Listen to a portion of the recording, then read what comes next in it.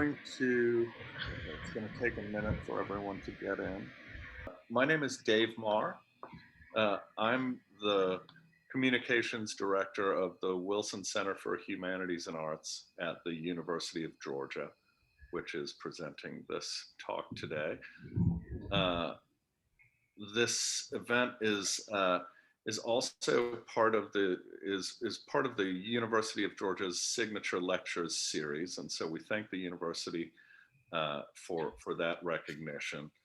And it's also a part of the Willson Center's 2021 Global Georgia Public Events Series, which runs throughout the spring, including another event next week with the author Miga Majumdar, which we hope you'll attend as well if you're able. You can find all the information about our Global Georgia series and the events that are yet to come on the Willson Center's website, which is Willson with 2 L's.uga.edu. And finally, we've organized this event with the great sponsorship of the UGA Institute for Native American Studies, and we thank Jace Weaver for his help with that. With that, I will begin introducing our two guests today. LeAnne Howe is an enrolled citizen of the Choctaw Nation of Oklahoma. She's the Eidson Distinguished Professor of American Literature and English at UGA. Her 2021 books include Famine Pots, The Choctaw Irish Gift Exchange, 1847 to Present, out with Michigan State University Press, and co-edited with the Irish scholar Padraig Kerwin.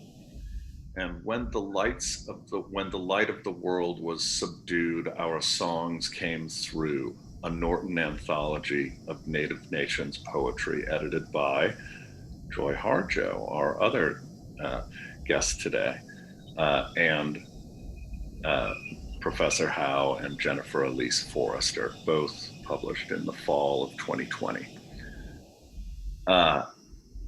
As I just teased for all of you, Joy Harjo is our other distinguished guest. She is the 23rd Poet Laureate of the United States, and she's a member of the Muscogee Nation.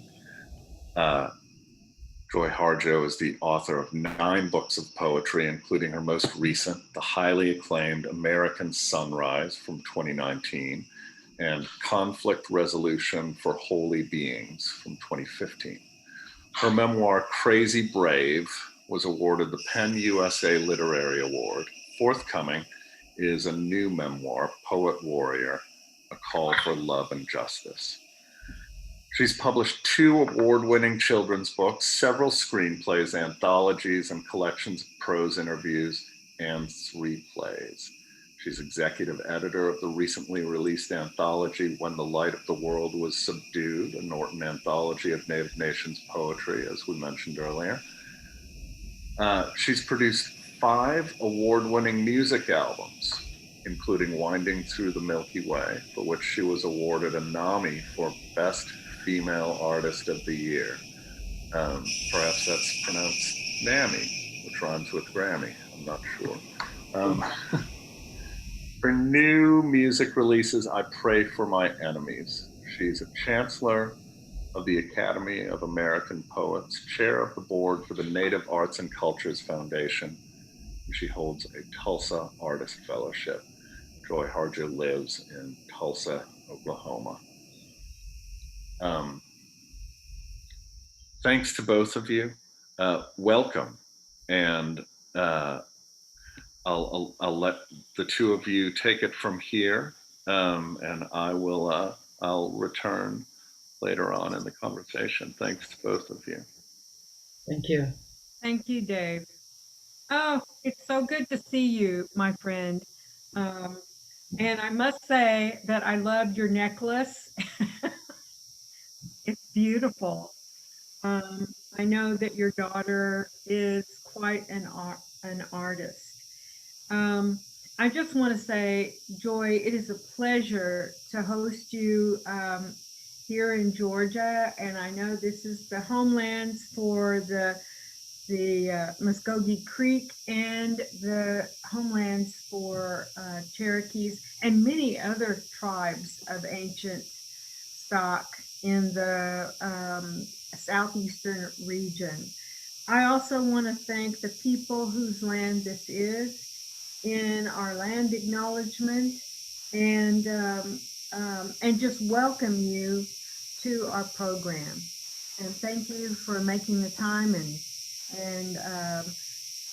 talking about poetry and your current projects as well as the state of poetry, because I think that's very important in these rocky times that we have.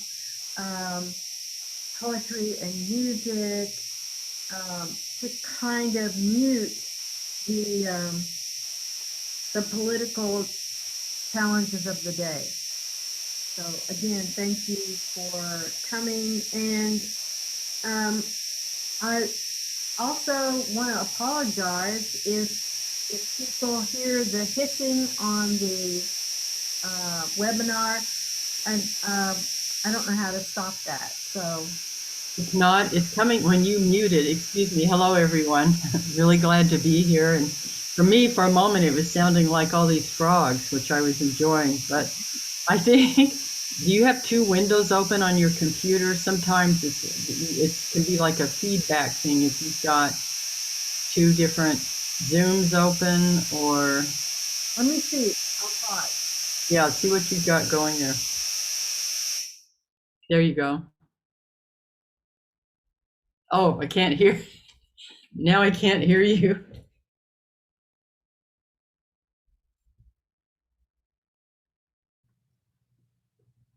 Yeah. There. Yeah. Okay. The sound went away. Okay. Okay, good. I'm so happy to be here with you. I wish again it was in person, but this is virtual in person, and it's good to be here with everyone. And those sounds reminded me of the insect orchestra too, that always starts coming back around. It's a little too early right now, but I always look forward to the insect orchestra. That I know when I lived, it's in Oklahoma. There's a lot of them here in Oklahoma. And when I was teaching at UTK and University of Tennessee, Knoxville, and there were some huge insect orchestras there, just like I know there are in Georgia, in also my family's homelands down by Columbus, Georgia, for one part of my Creek family, over what's now called Columbus, Georgia, in that area.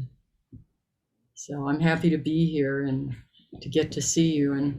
And I know we've been up to a lot, and I think we wanted to kind of introduce the anthology, the anthology When the Light of the World Was Subdued, Our Songs Came Through, which is a Norton anthology of Native Nations poetry. And it's groundbreaking in the sense that we've never had an anthology like this.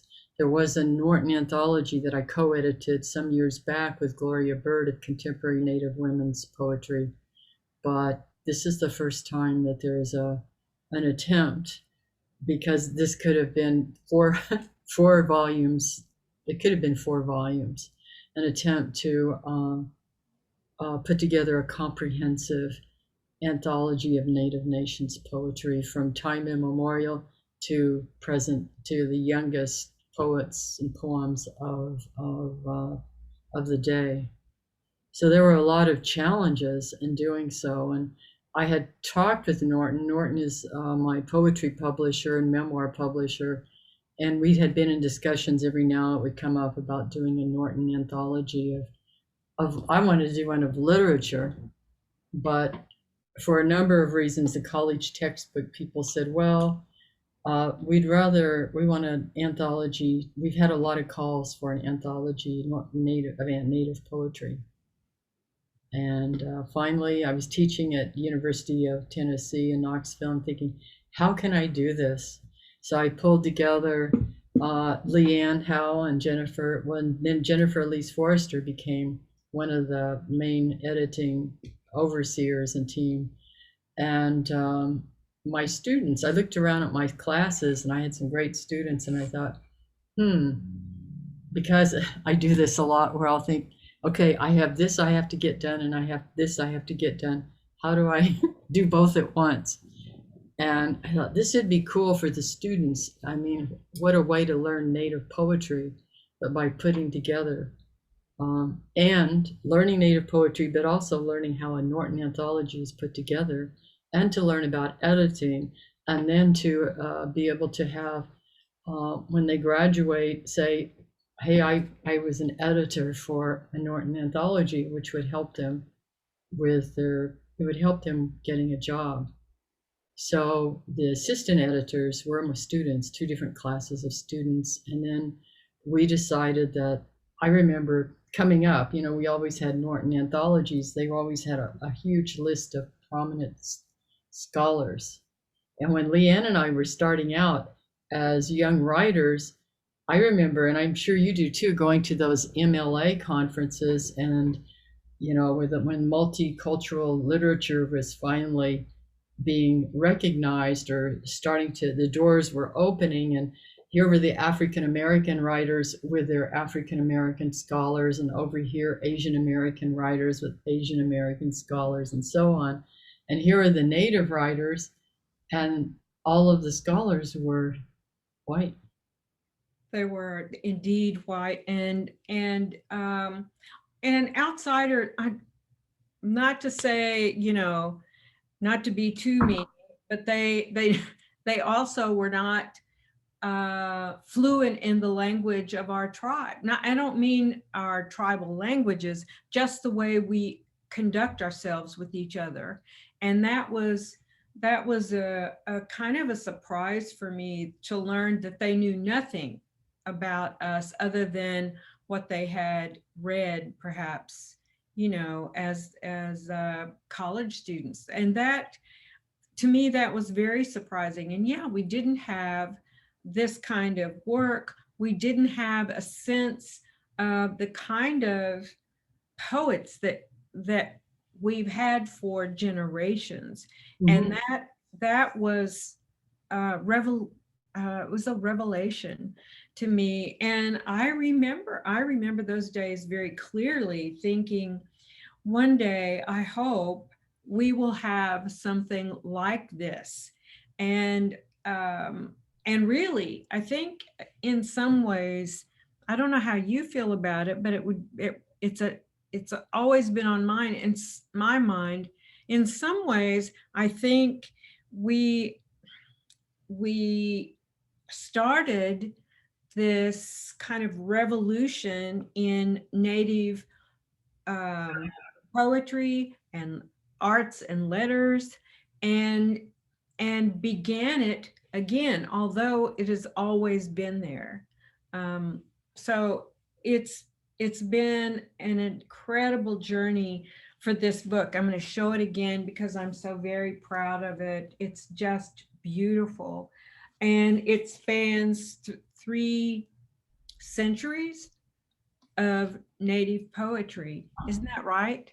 Something like that. The oldest one is, well, it's more than 3 centuries if you look at the Kumulipo, the Hawaiian creation story. It goes way back. And so the thing is, so we decided that all of the editors would be Native poets. Right. And that's what, which was, we thought about it. And there are some wonderful scholars who are not Native too, who have done a lot to forward the field of, Native indigenous literature. But this is all the editors for this anthology are all Native poets. And it was quite a process, and it involved a lot of Skype calls with the anthology. And one of the first things, and I remember sitting with my students and I said, here we are, here's the contract from Norton, here's the contract. And I said, okay, we have over 570 something federally recognized Native nations. There are more nations that aren't, that are legitimate. And So this contract says, I think at first it said that we had 300 pages. Then I got them to up it to 350. And we're supposed to go from time immemorial into the present. So here's the puzzle. You know, how do we, what's going, the structure going, how are we going to do this? And it was a lot of, it was a lot of work calling. We decided to divide it into, to look at the nation in terms of land, letting the land and the shape of the land and those areas define the shape of the book.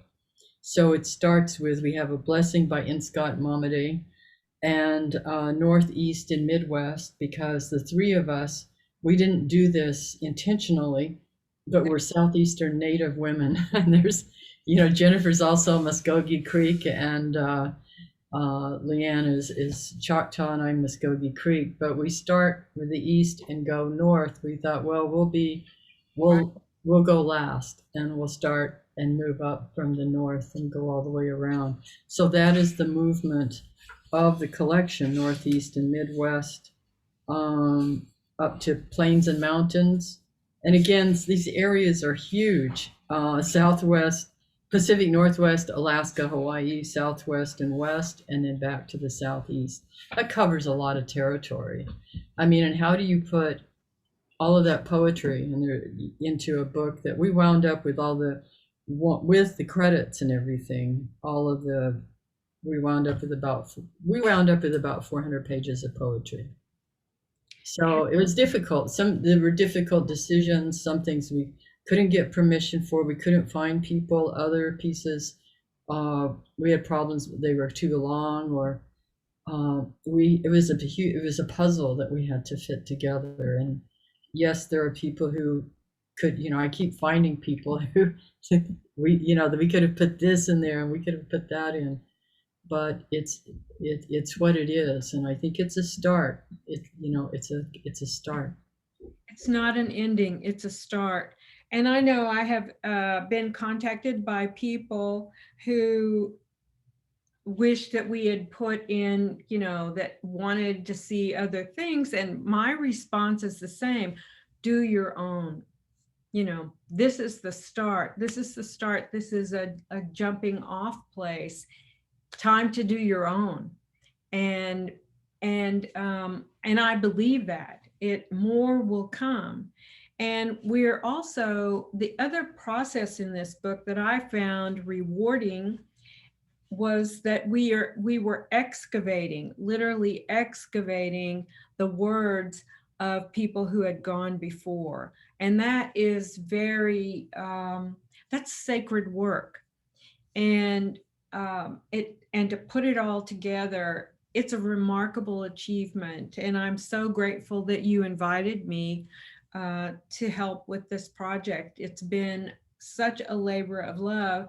And we had also a graduate student from the University of Georgia who came, Matt Cleaver, and he worked with us as well. So we have a standard here in Georgia, and then the students around the country that were with you in Kentucky, and really across the nation. I think this book is remarkable in that way, of bringing people together and voices together from the past and the present. And as the book moves on into the future, some of the younger poets are also there. So it's been, for me, incredibly satisfying, and it was a labor of love. And we'd talk on the phone at night, or meet we met in Atlanta at one point, and then Santa Fe. Okay. Plays working to bring folks together. So I'm enormously proud of the work that has gone into this. And again, it's a map, right? It's a roadmap to just the incredible voices that have gone before.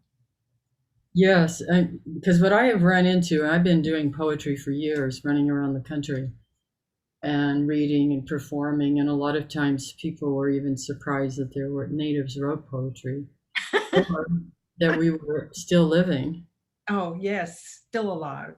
that we were still living, and yeah, that there were poets. And I always say, well, there are many of us.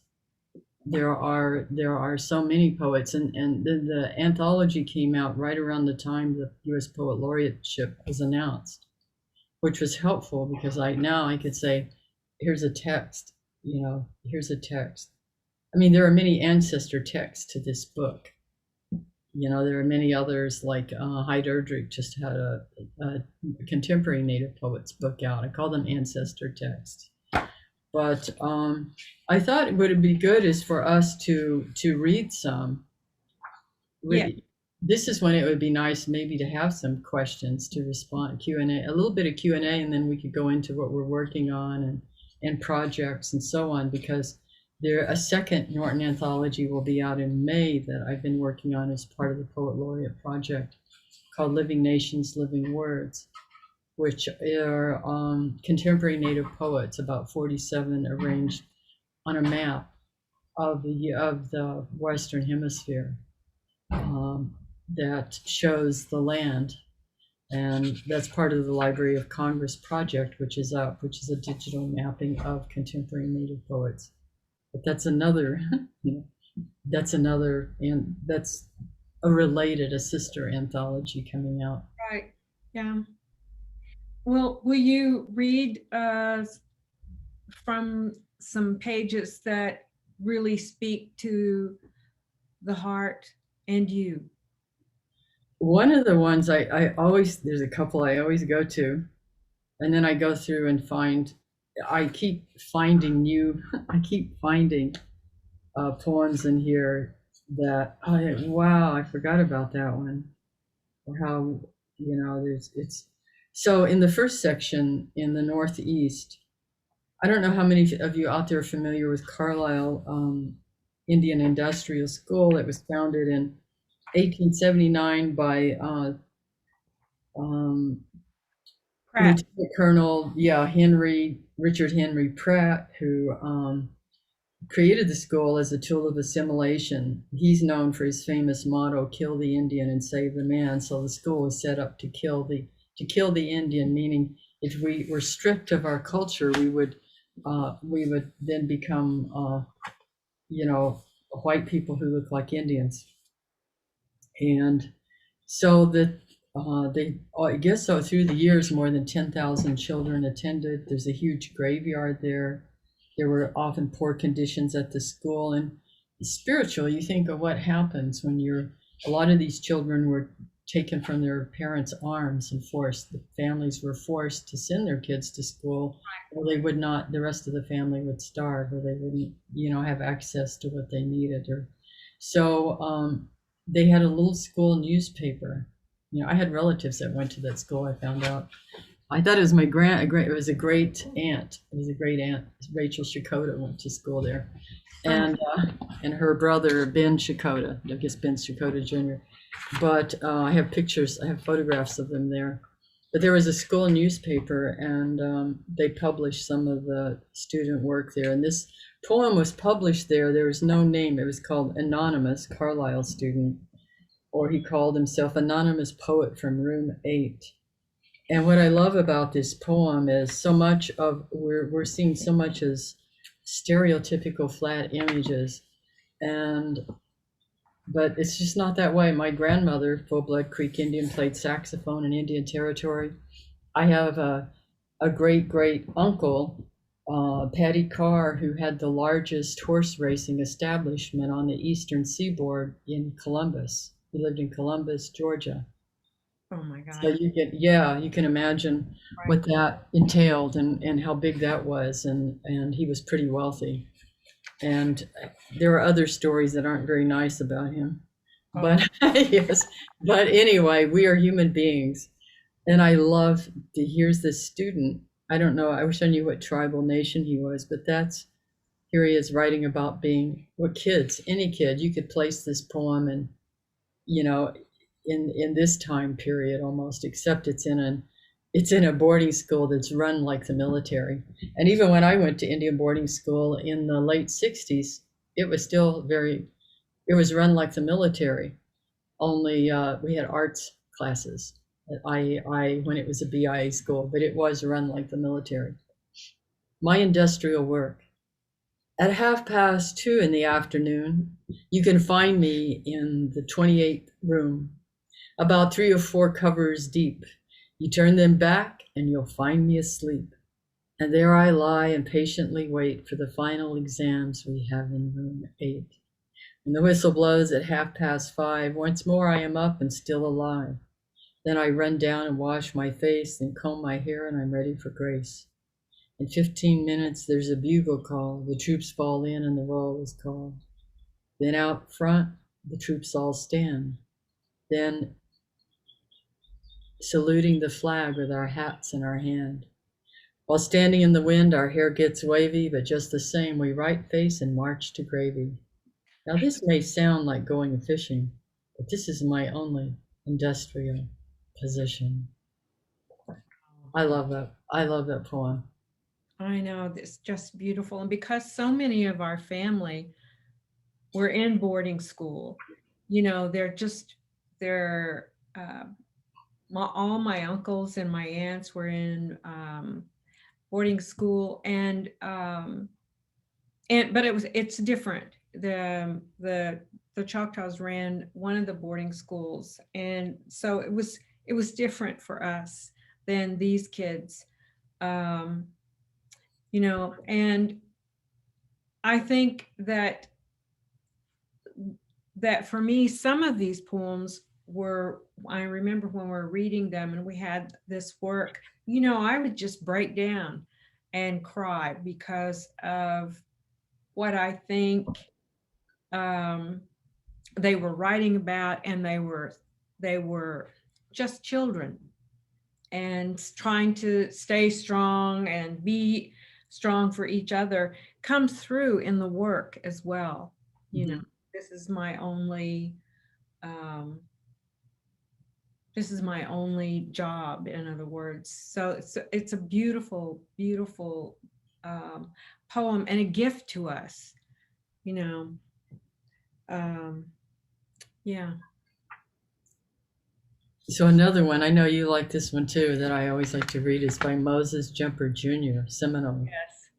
And I read it recently, and there was one of his Seminole tribes members said, yeah, his nickname is Big Shot, because he's a cattle rancher and breeder of Seminole ponies.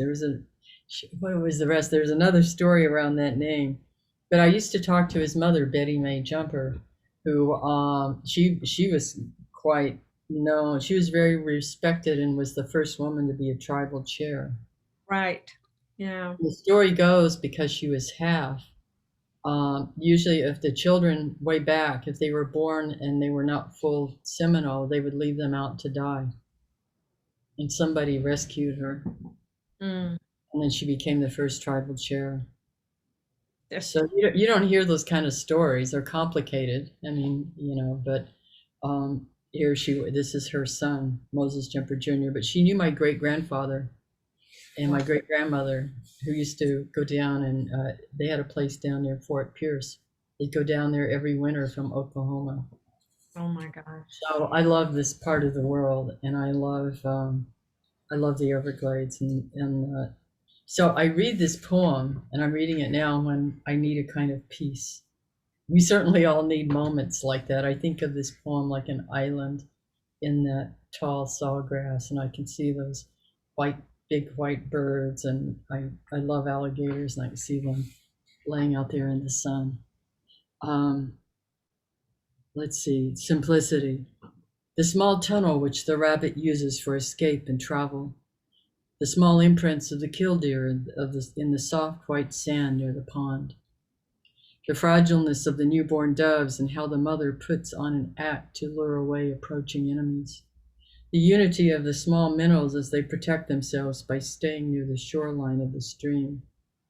the clear whistling sound the scorpion makes to let one know he's near, the shagginess of the owl's nest and the neatness of the hummingbirds, the long graceful jumps of the sleek green frog, the short choppy hops of the lumpy toad, the agileness and grace of the otter, the awkward wing flapping of the crane, the camouflage nest of the mobile alligator, and the will to reach the water of her young, the winding tunnels that lead to nowhere of the sly red fox, the abundance of life in the wet season and stench of death in the dry, the persistence of the mother hawk to nudge her young to make that flight.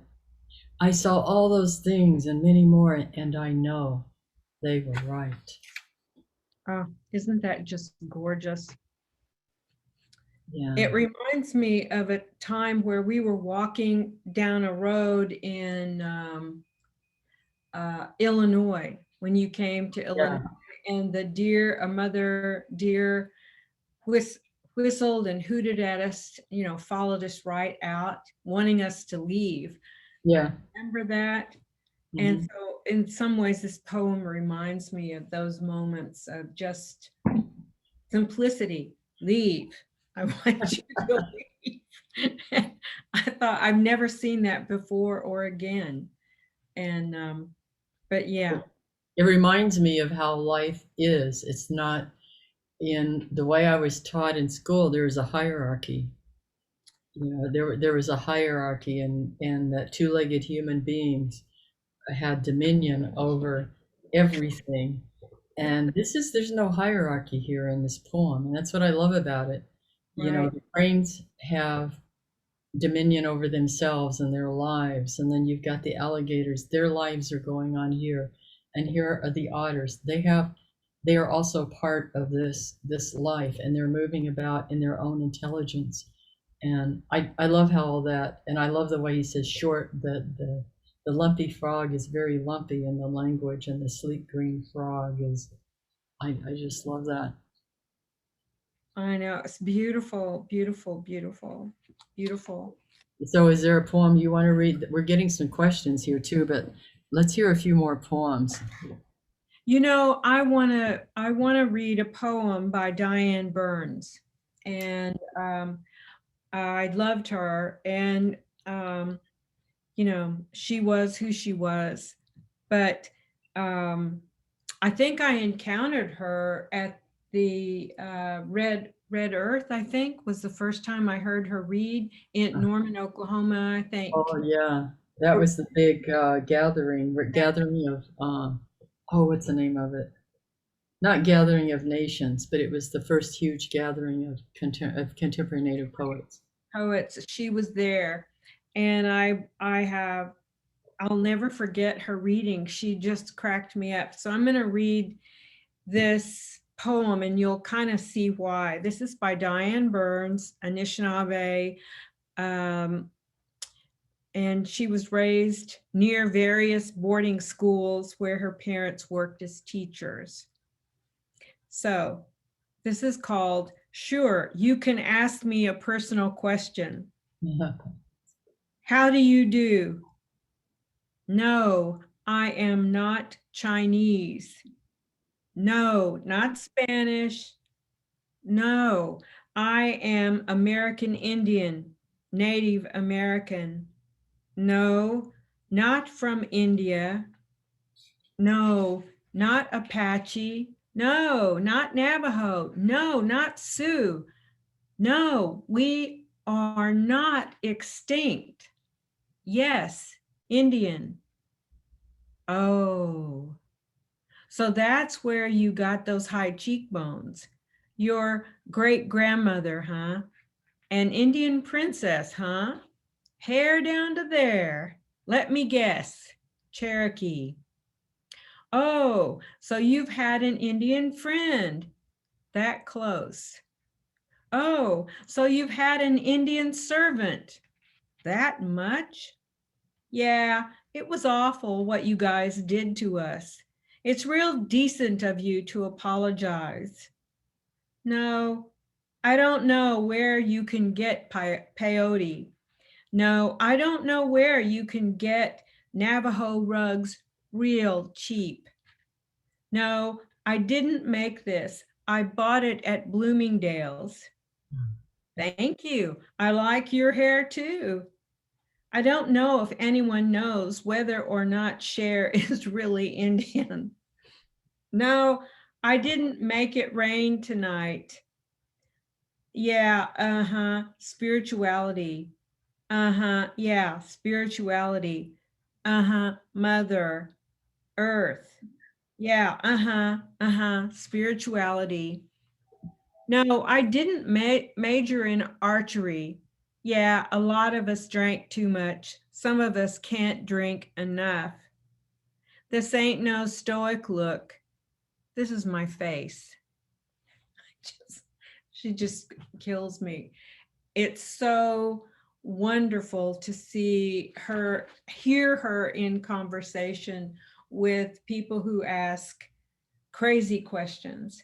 And so I thought she captured that really well. And she always made me laugh. Yeah, that poem always made quite the rounds, and it still is. I guess, yeah, someone asked, said that that was the first Diane Burns question that she encountered. And there's something about humor that can blow away that can lift a lot of grief or misunderstanding even. She does it really well, and it can be hard to write. You're really good at writing humor, and I try to be funny. Sometimes I'm probably more funny in the way that James. I have my moments, but yeah, it's. I love the humor in it, but it is so. It's so. Ironic and Yes, thank you, and we still deal with it, and we still. Sometimes I felt like, copying the poem on little cards and passing it out.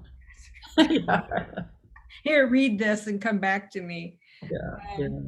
yeah. That's so true. And people are sometimes they're so earnest, and sometimes it's really, they're not earnest. They're being kind of mean. And did I ever tell you a story about when Hyde asked me to do a reading with her, and I brought us both these toy headdresses and made her put it on? We're going to read with these on. Oh, it was hilarious to me, but some people were offended. I said, I got Yeah. the store.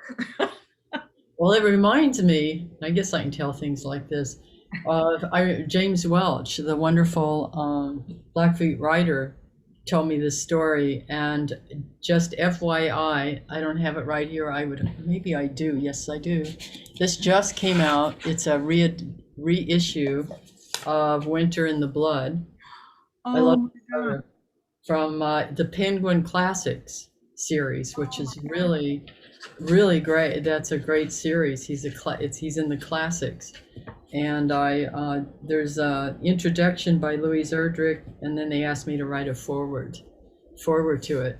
But one of the stories he told me was that he and Simon Ortiz, an Acoma poet, were reading up in Buffalo, and there was another poet, a Jewish poet, Jewish American poet, who was known for his translations of native songs and poetry, but he didn't know any of those languages. And I'm always a little suspicious of translations by people who don't know the language or just doing literal translations.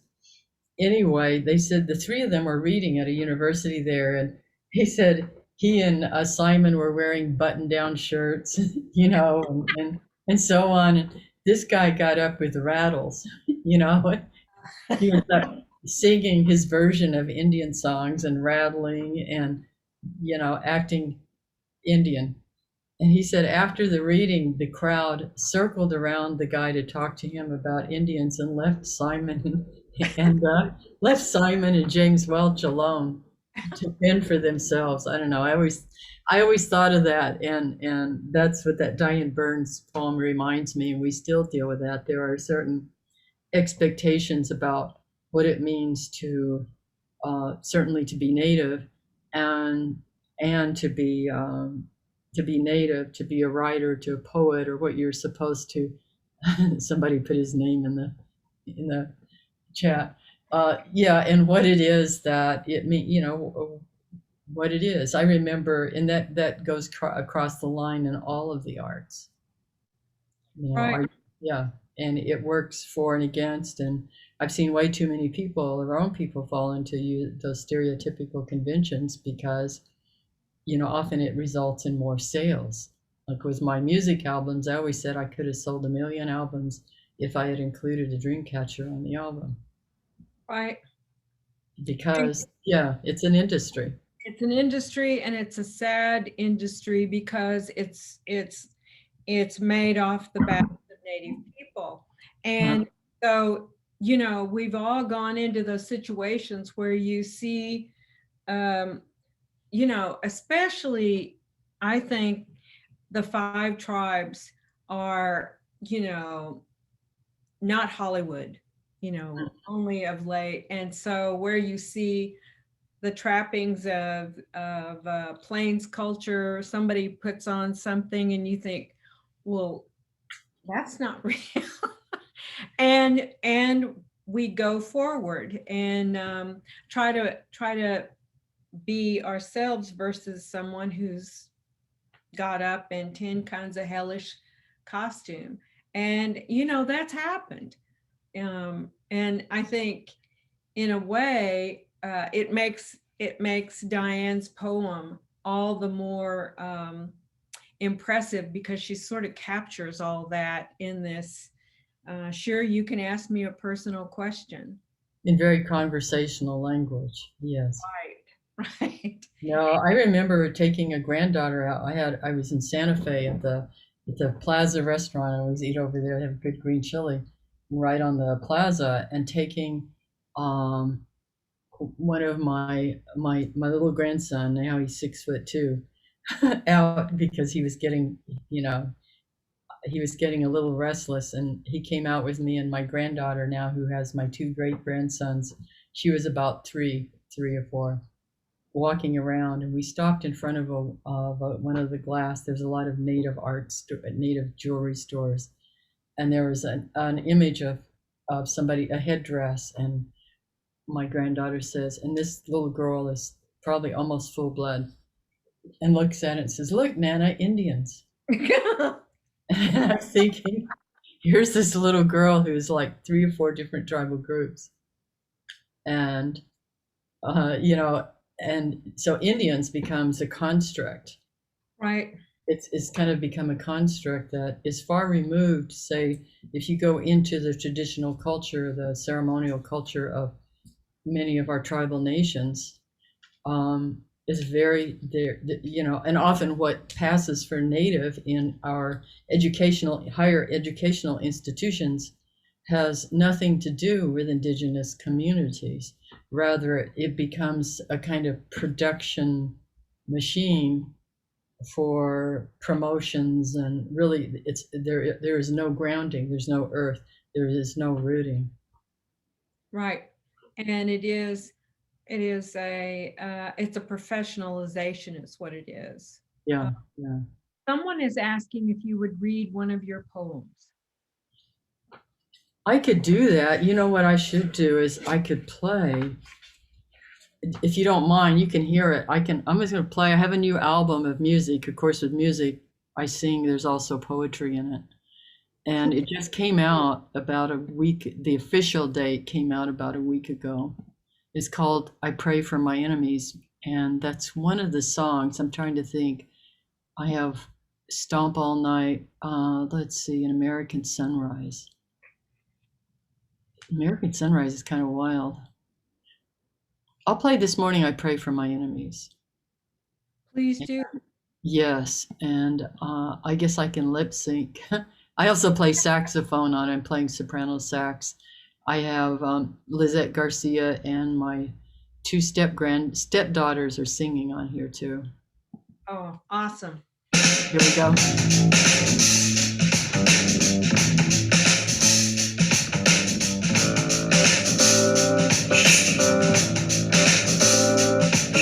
This morning I pray for my enemies. And whom do I call my enemy? journey must be worthy of engagement. I turn in the direction of the sun and keep walking. It's the heart that asks the question, not my furious mind. The heart is a smaller cousin of the sun. It sees and knows everything.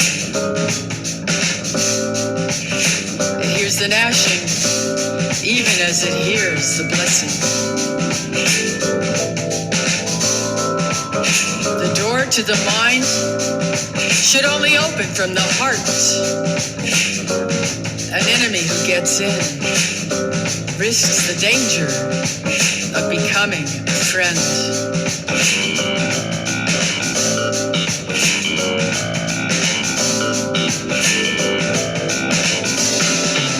This morning, I pray for my enemy.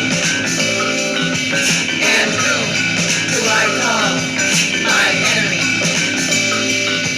This morning, I pray for my enemy. And whom do I call my enemy? This morning, I pray for my enemy. And whom do I call my enemy? This morning, I pray for my enemy. And whom do I call my enemy? This morning, I pray for my enemy. And whom do I call my enemy?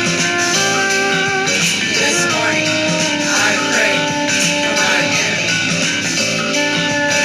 whom do I call my enemy?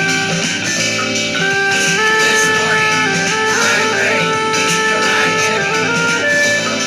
And whom do I call my enemy? This morning.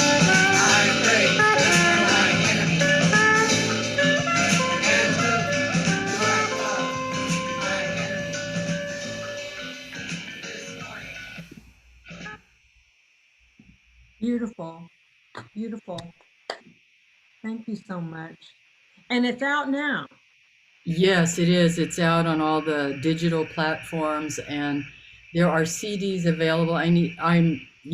There's Magic City Books here in Tulsa has them, and you can order them if you want an actual CD. Most people do digital, but if you want one, you can order it from there and ask them to have it signed, and I can walk 2 blocks and sign it.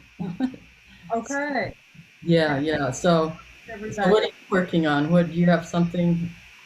Everybody wants to hear from you too. Well, yeah, I can read from a new poetry book. I can read a poem from that. If you want, does that sound all right? Yeah, I hear that sound coming back again. Let me turn off the mic for a second and see if it'll work. Okay.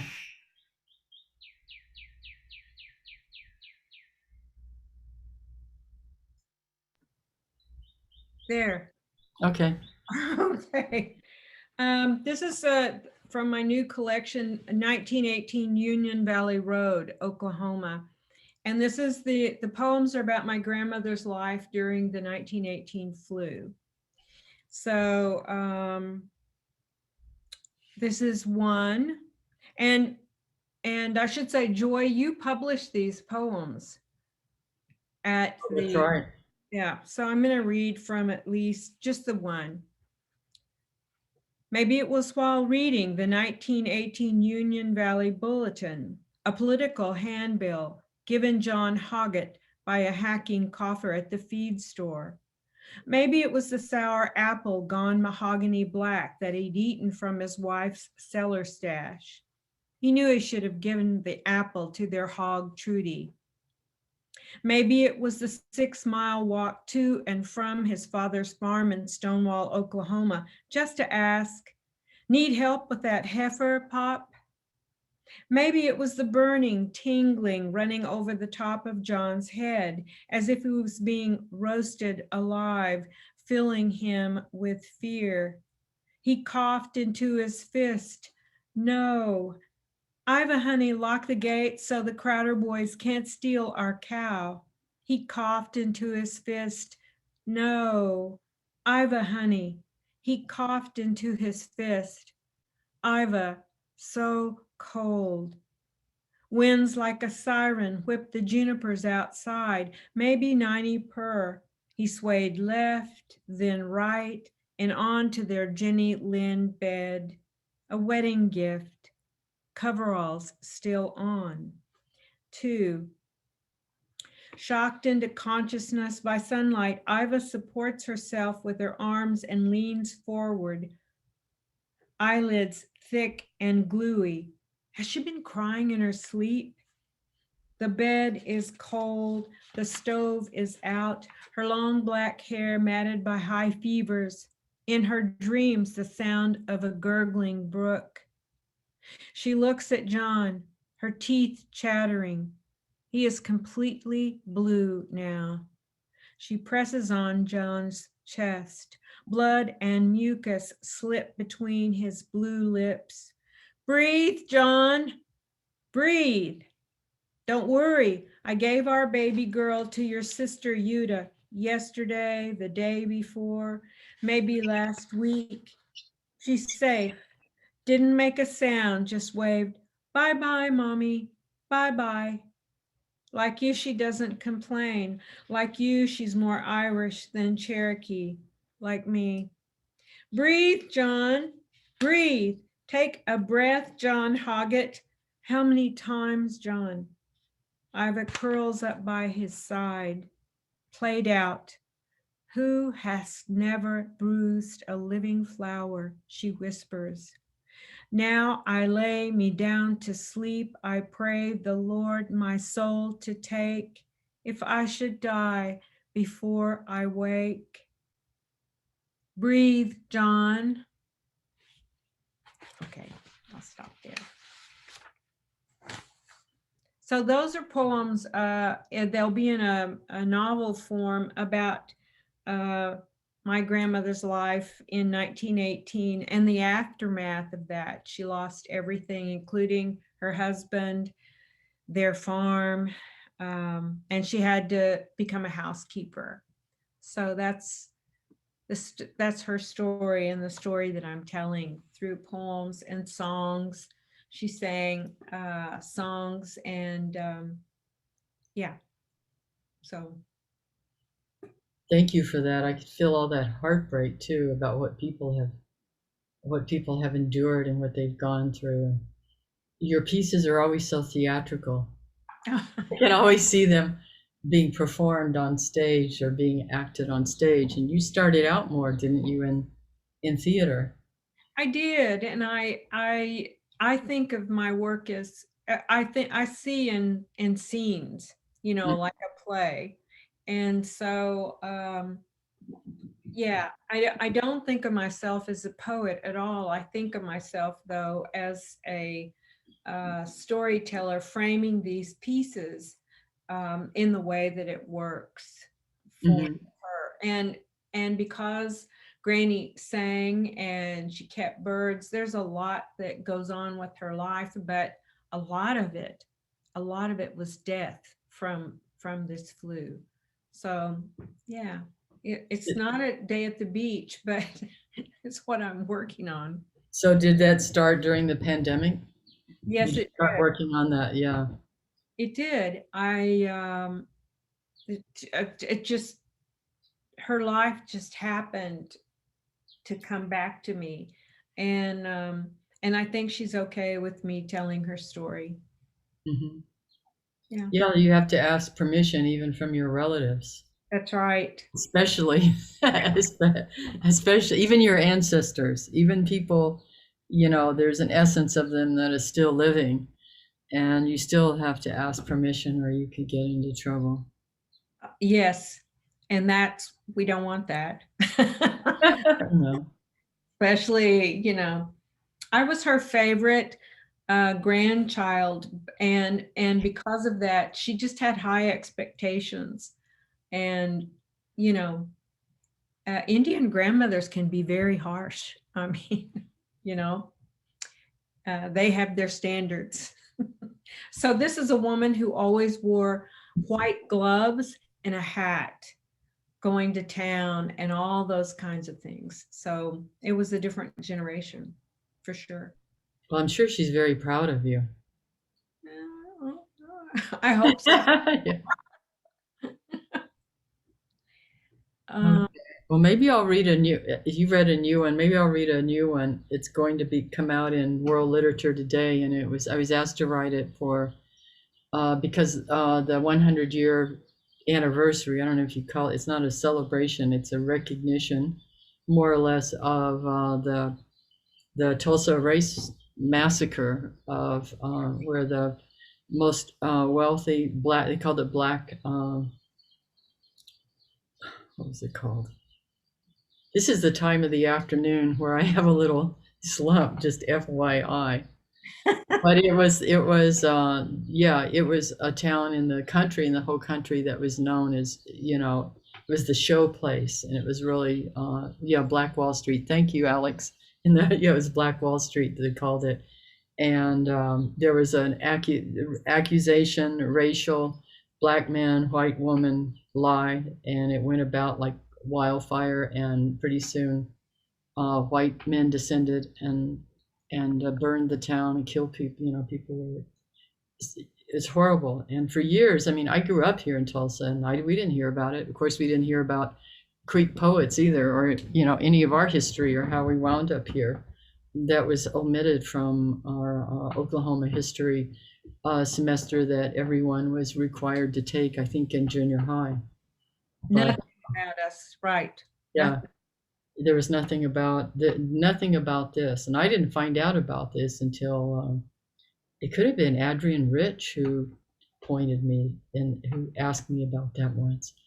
And so I wrote this poem, and I'm thinking, it's like when I did the book American Sunrise, and I looked out into the trees, and my spirit asked me, what did you learn here? Because I was back in homeland area, and then we were excited about moving back to Tulsa, which was the land that our family fought so hard to hold on to, and here we were going to go back. What do you do with those contradictions? Well, you write poetry or you write stories, and I'm thinking it was similar, like, this is so profound and intense. How do I write a poem about it? It happened just a few blocks from here.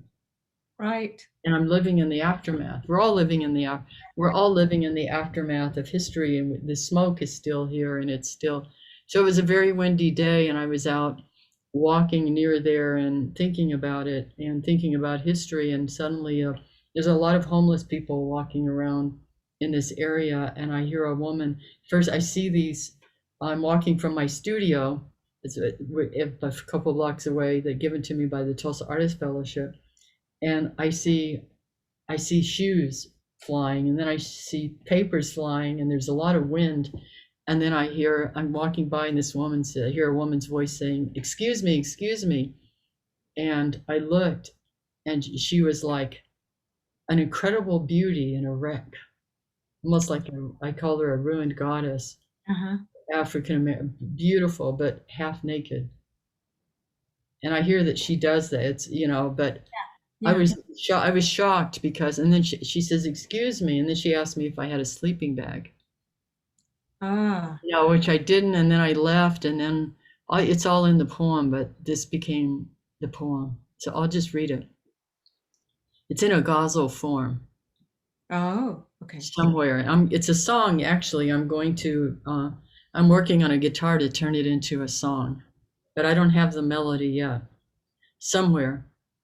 It was the day of brutal winds, all of them ganging up to blow injustice down.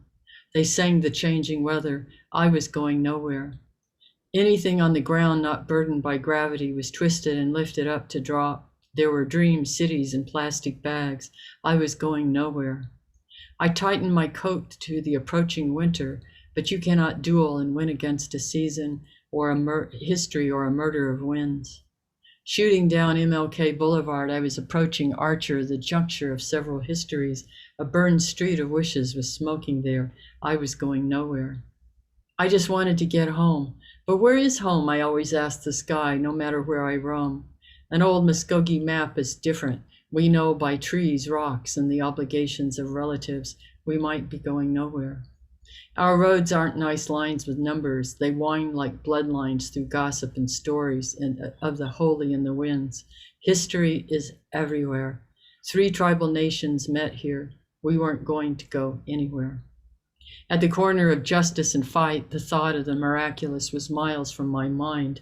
It was nowhere in my mind. It was curled up in a distant field in the heart of a once loved country. Then I saw books flying from an unseen woman's hands, shoes that never fit her or anyone, and poetry everywhere. She was going nowhere. I had been thinking of the massacre down the street from here and how ghosts keep their place among us, how I might be a ghost set loose here in the wind, walking with a ghost of fire. There she stood, a ruined goddess, half naked on the sidewalk, classic Africa in her stance of beauty. We are going nowhere. Excuse me, she called out to me. There is no excuse for this raw story of abuse, and no clothes will fit this moment of the tale. Nothing good enough for her beauty. She was a child when the first man took her. Her home is her pain, naked without clothes. Where was her father, her mother? Burning. There is nowhere, nowhere. Time is always moving. It is we blood carriers who stay rooted to the gravity of hurt. The story has to be told to be free, like a tree lifted in a breeze. If we don't tell it, the stillness will.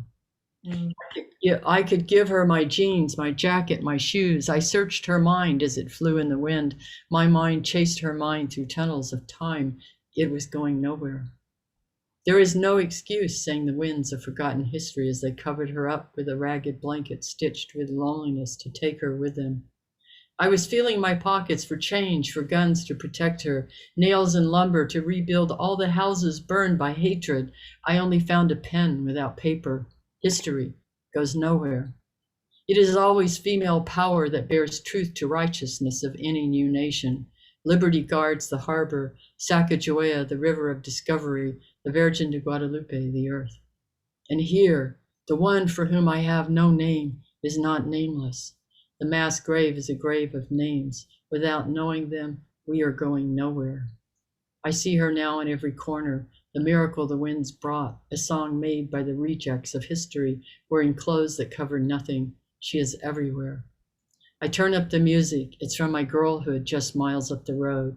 Blood tales run through our bones like these streets made of the unspeakable. These winds will never stop telling the truth. I thought I was going nowhere. Oh, beautiful. That's absolutely beautiful. Powerful. Thank you. And yeah, go ahead. No, I was going to say there, Oklahoma. I think what people may not know is Oklahoma was a violent place, extremely violent, and it continued. The place not far, and you know where I live in Ada, the place right around the corner is known as Bucket of Blood for all the murders that happened in Ada after 1907 through about 1915. It was the bucket, it was known as the Bucket of Blood. And this is the place that my grandmother comes out of Stonewall to settle in Ada after she lost the cattle ranch. That there's just numerous stories of such violence, especially sometimes to women. There was that story of the woman who threw herself out of the Skirvin Hotel downtown in Oklahoma City in the 1920s. And she's just representative of, she's a representative of the violence that she was running from somebody. And this is also part of our homeland. So, and your poem is so visual, and I could really see her and feel her very close. And it's a remarkable poem, remarkable. I would like to paint that poem. That's my plan. I was asked, I guess, way back by Jace Weaver about to say something about what it's meant to have a third year as Poet Laureate. And it is unusual, and it's not because I'm special. It has to do with the pandemic where I couldn't get out and run around, the country. I mean, I've been running around virtually. I've been everywhere virtually, but that's why they decided to extend it. And of course it's an honor. I mean, it's an honorary, basically an honorary title, and you can do a project or you may not do one. But my plan before this was announced, because I didn't know about it, it was sudden, was I was going to start painting again. I came up painting and doing art, and that's my plan. I'm still planning to start painting again. And that poem to me is like, in big paintings, I can just see it. I'm looking right now across the wall, and the other night in my dreams. And when I paint, the paintings are going to be for certain purposes. Yes. Yes, it's going to be for a reason, to make, for a purpose, to make something happen. Like the fear poem. I tend to do that anyway, and you may not always know that. Or a rainy dawn, a poem for my daughter when she was turning 13, and yet it's a poem to bring rain. Yeah. Yes, absolutely. Beautiful. And that the poem that you read, just it goes like this. It's kind of in waves of emotion, and it is so incredibly powerful that I think you're right. A painting is going to be a response in and of itself. And shoot. But Oklahoma, there's been a lot of, I mean, the whole country was, at the roots of this country is certainly an idealism for democracy and for equality. I mean, it's there despite the humanness, and the lack of vision, the lack of context or vision that people have because of the societies they came up through. So I always think of that as being at the heart of it, but at the same time, it was set into place by, like, you think about people planting flags and planting religion, and it's a violent, it's come up through violence, like violence against many peoples.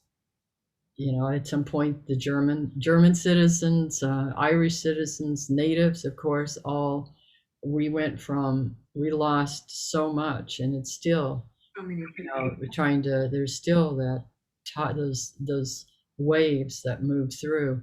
We're still dealing with waves of racism, and it still goes on here and every place.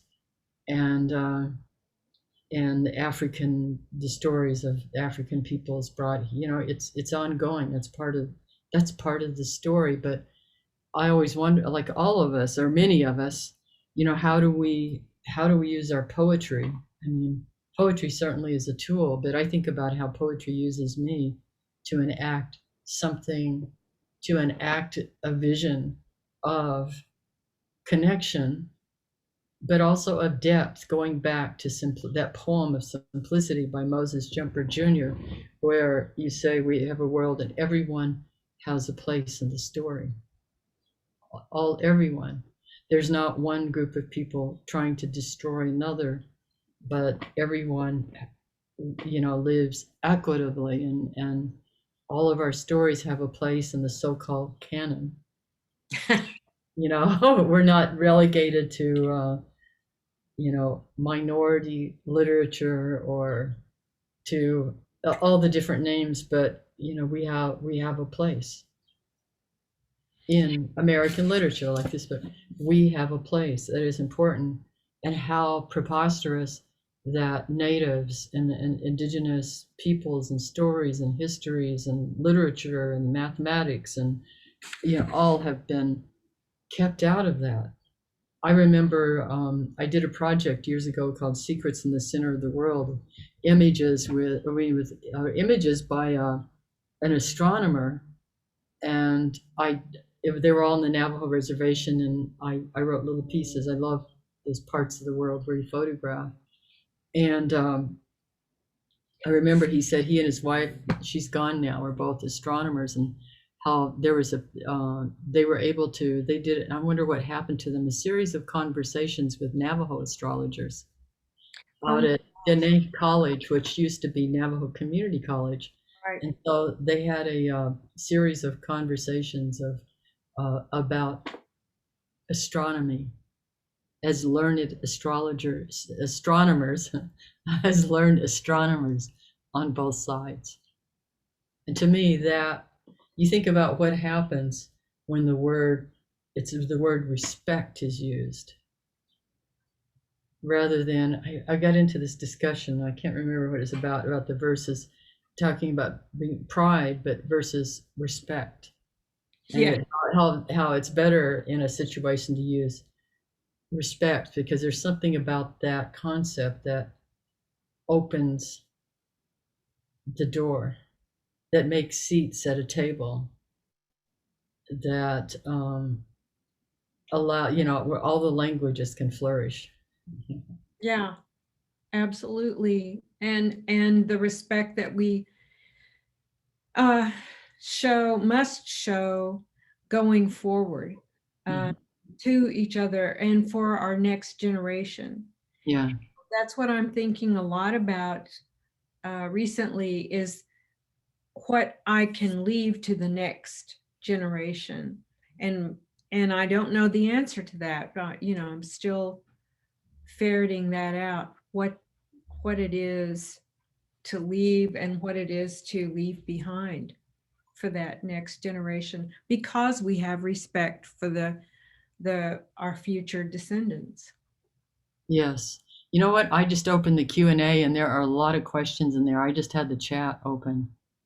Oh, okay. Yeah, check that out. The Q&A. Okay. Oh, Yes. Let's answer some of those and then we can probably. close it down. You want to go first? What was your research process like in finding and excavating these pieces?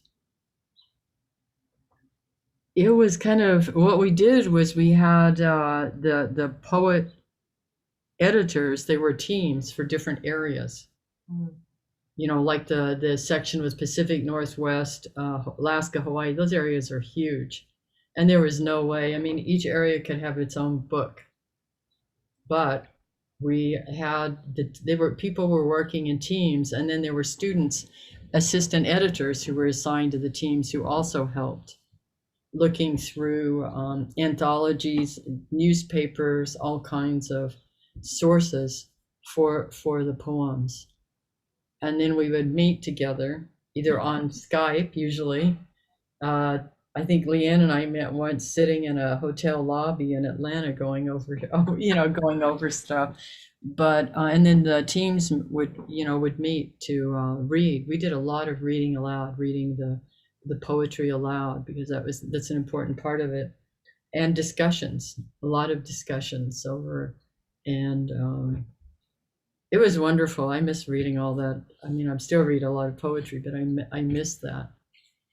And And we read when we thought we had it, we read all the poems aloud to each other. And that was part of the editing process is hearing and visualizing them. And I just remember that was such a powerful experience of reading them aloud. that was when the emotions Right. is like, I know I can get into this mode because sometimes it's too painful. I guess there was a lot of grief, these poems, because poems can hold that. Poems can hold grief, they can hold joy, they hold history. But to read them aloud in a way is to bring them alive. We can read in a book, but when you read them aloud, it's like they're given life, breath. Right. And so to read them like that was so powerful. And so we did that in my classroom. We would read the poems, we would read them aloud and talk about them. And then with Skype in the class, we'd have, the Skype projected on the wall of everyone. It's a very powerful process. It was enormously affecting too. Yeah. And it's like the waves in water, and they just echo out. Yeah. Yeah. So there's a next question from Shanette Romero. Some larger tribes have several very well-known writers. Yeah, there were a lot of Navajo and Dene and Anishinaabe. How did you negotiate a desire to represent numerous tribes alongside a desire to represent poets readers might expect to find in an anthology? Oh, that's a good question, Jeanette. I'll just take a crack at that. You know, we tried to put those kinds of things aside and let the poetry speak through through us, so that we weren't privileging some of those well-known writers over the writers that are less known, or the writers from the historical period, not historical period, but older generation writers. So and I think that we did a pretty good job of that. What do you think, Joy? Yes, I think so. But we also made it, we did not include more than, I think we capped every poet at three, That's right. at three poems. Because I know there was some move to include more of the more well-known writers. And we decided, no, we don't have that many pages. And it is better to, this book is about showing an array, the amazing diversity and array of indigenous poets, not when we are not focusing on necessarily on particular poets. And we did try for a balance. Yeah. All the way around. I mean, I thought I'm not doing any more anthologies. I have that other anthology coming out in May, but I was thinking, wouldn't it be amazing to have an anthology with a poem from every tribal nation? Yes. And that would be over almost 600 pages. It's like, no, that's for that's a charge out there for someone else to do that. Yeah. Yeah, absolutely. And then Charlie Friedlander, how far back does the tradition of written poetry by Native American people extend? You know, I think the question is, how far does writing go back for natives? And it goes back centuries and centuries, because natives were writing on the land. So that's what the mounds, like here in Georgia, all across them, they're writing. And to me, it's poetry. When you go visit and see and hear, you can hear sometimes the voices. I think that that is writing on the land, and that, you know, is the way I think about that tradition that used land to sculpt poems in the shape of mounds, and gorgeous mounds, and tall mounds, and short mounds. So that's the way I think about poetry. But I think as long as the native, as far as like writing in European languages, and then our own languages being Yeah. put. It's been, well, one of the oldest is that we have here is that Eliezer, but that's not considering Canada. If you think of indigenous, Right. it's not considering Canada or Central South America. And so there's more to that response that we don't, yeah, I don't have all the information for to answer that fully. Yeah. And Eleazar's poem is 1678, right? Something Yeah. like that. And he's in the book. So Yeah, Cotton Mather, not one of my favorite people, but included him in a collection. yeah. Yeah. So the next one is kind of related because it's fantastic to hear this wonderful poem as music. Could you talk about the process of shifting media? Well, I remember when I started writing poetry as a student at the University of New Mexico, something I never thought I would do. I love poetry and I love music. It was more music than poetry because of my mother and her songwriting. But I remember thinking, okay, we must go. People, I found Alexander Posey, who is a distant relative who was a Creek poet, Muscogee Creek poet. But then I thought, well, we have living poetry. That's what I went looking for in our ceremonial, in our grounds, in our traditional culture. It's just not usually put in books. A lot of it is it's kept alive oral. It's memorized. Yeah. It doesn't make it worth less. I think probably 80% of the world's poetry does not occur in books, and books are a more recent invention if you look in terms of time. But music, what I discovered was that music was always there. Music and poetry came into, I always say they came into the world together, as did dance. So you find them all near each other. And that's when I was studying that. And then I decided in the early 90s, I put together Joy, Harjo, and Poetic Justice. Although I first played with a little group down in Tucson, I was just learning saxophone. But it was an attempt to kind of say that poetry, music is always close to poetry. And then I was on that journey. I found that that our southeastern Native people were part of the origin story of blues and jazz. That's another whole story.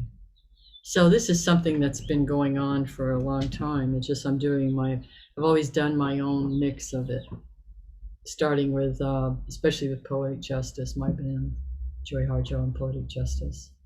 There's a lot of young people out there, a lot of young Native hip hop, reggae, Yeah. yeah. Everything. Yeah. What's the next question? Maddie Franklin. Yeah. Okay. What, in your opinion, should be done in the literary and arts world to further champion Native creatives, especially those who identify as women?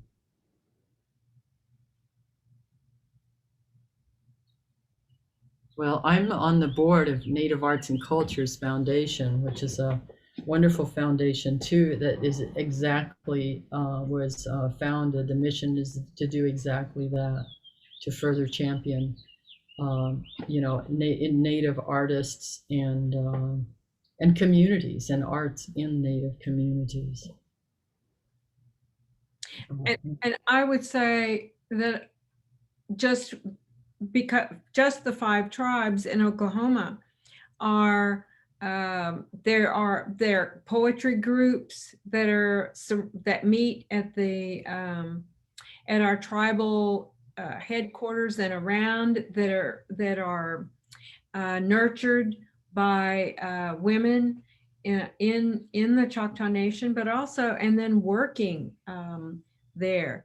And so there's a lot actually going on, I think, in Oklahoma. And so, I mean, I can speak to that, but in terms of what else, Native creatives, I'm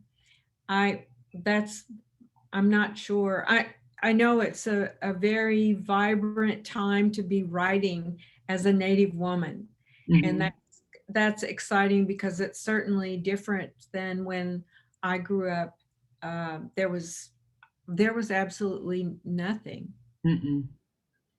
No, not at all. And I helped start. It started out as first I helped start with a group of young Native. It was supposed to be young Muscogee writers, Muscogee Creek writers, high school girls.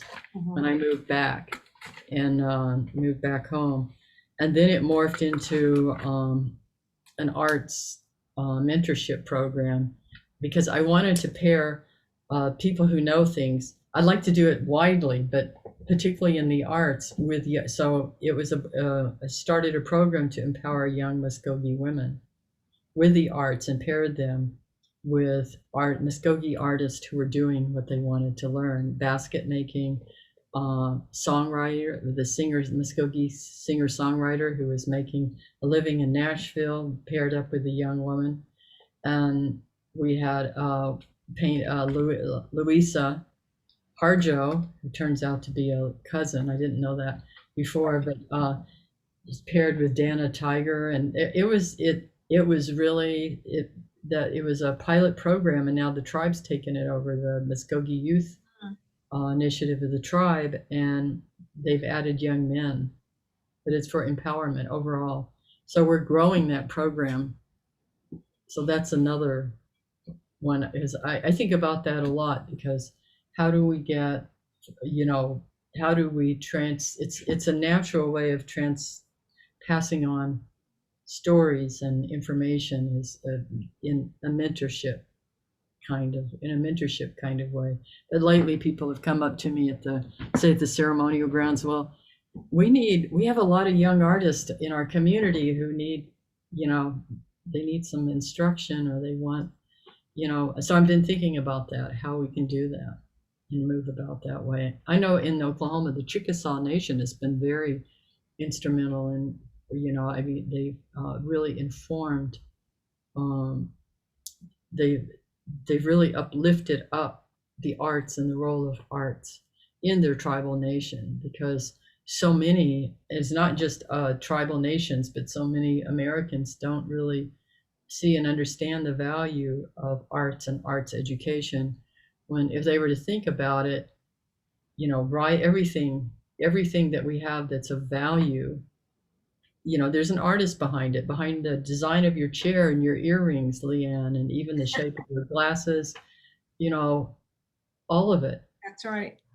you know, involves arts, even technology, but the ability to write. So, You know, the Chickasaw Nation, my husband, Jim Willson, worked for their summer arts program, teaching writing, and Jared Tate, who's a well-known Chickasaw composer. They're all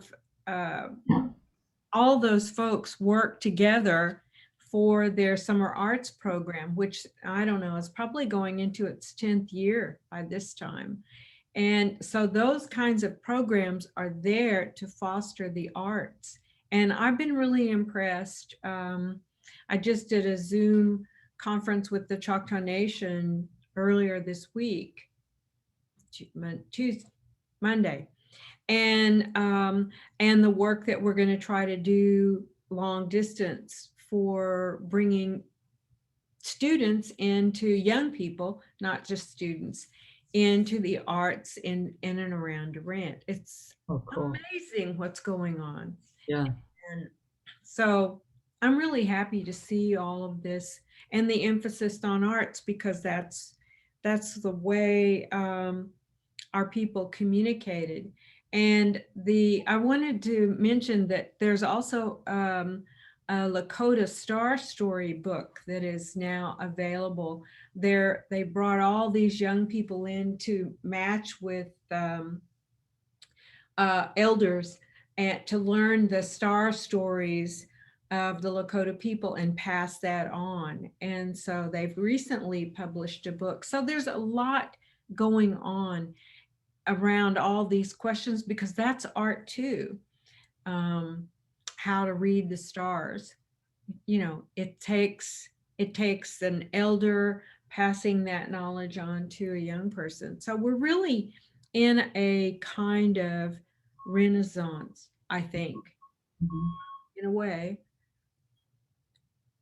There are other questions. Where did we leave off? Haley, do you find that your creative process for producing music is a lot different from your process writing poetry? What a great question. Similar and different. I mean, because one, there's where does it come from? there's that period where you're just, well, like, okay, for instance, somewhere, I know that it's a song, and of course a ghazal form is really a song form. Yeah. It's traditionally a song form. And so then I'll pull out a guitar probably, or a keyboard, and start finding the structures. Often, because I'm so rhythm oriented, I pull out rhythm tracks or loops, and that's how I often build, because I'm very rhythm oriented. And so then I would find the rhythm, a rhythm and a movement in that, and start working from there. But with poetry too, I mean, what do you start with when you look at a page or or a blank screen, or however it is that you write. Or some people write in their minds before they put it down. All right. Well, where does it start? You start ultimately any art piece, any finished art piece has form. There's architecture, there's aesthetics, and I think of it as a kind of call and response process that you go back and forth in the revision and the making of something using the tools you have and always honing those tools. And it's important as artists always being aware, always honing yourself and your spirit and your soul and your story as well as the tools. So we've been on here now almost 2 hours. It's probably about time to close it out. I know there's a few more questions. Yes, I think, yeah, we have. And is there any closing comment, poem you want to read, Joy, that would close us down? Maybe you can, I was looking at your introduction. I love this in the anthology. We have an introduction, and then, of course, LeAnne wanted to have the last word. So anyway, I said, well, you can write, you write the introduction. I guess we invented a new term. Maybe we didn't. But I like this chant that you responded to Queen Liliuokalani's chant. Oh, yeah. Yeah, and I'll read that chant. I could read it in Hawaiian, but I'll just read it in English, which is part of a huge Kumulipo Hawaiian creation chant. It's beautiful and it's long and it's but in English, a little tiny small segment of it is, at the time that turned the heat of the earth, at the time when the heavens turned and changed, at the time when the light of the sun was subdued to cause light to break forth, at the time of the night of Makali'i, or winter, then began the slime which established the earth, the source of deepest darkness, of the depth of darkness, of the depths of darkness, of the darkness of the sun, and the depth of night. It is night, so was night born. Oh, it's beautiful. And then I love what you said. I respond with the Choctaw chant to Queen Liliuokalani's chant. And then I like how you, after you do the chant, and maybe you can close us out with that, you said, because you are holding on to me, I am not dead yet. I just love that. So I'll sing it. And because you are holding on to me, I am not dead yet. Isa halali hatoko iksa ilya ishashki.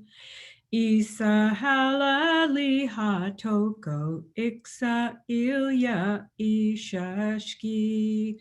Because you are holding on to me, I am not dead yet. I am not dead yet.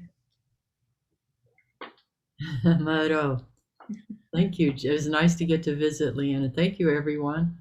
Thank you all for coming. And it was wonderful to be with you and wonderful to sit here with one of my closest friends, Joy Harjo. And we're only 9 days apart in age. I'm the oldest. She thinks it gives her more authority.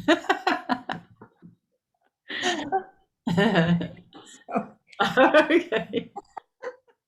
That's a good way to end. Thank you, everyone. Mado, thank you.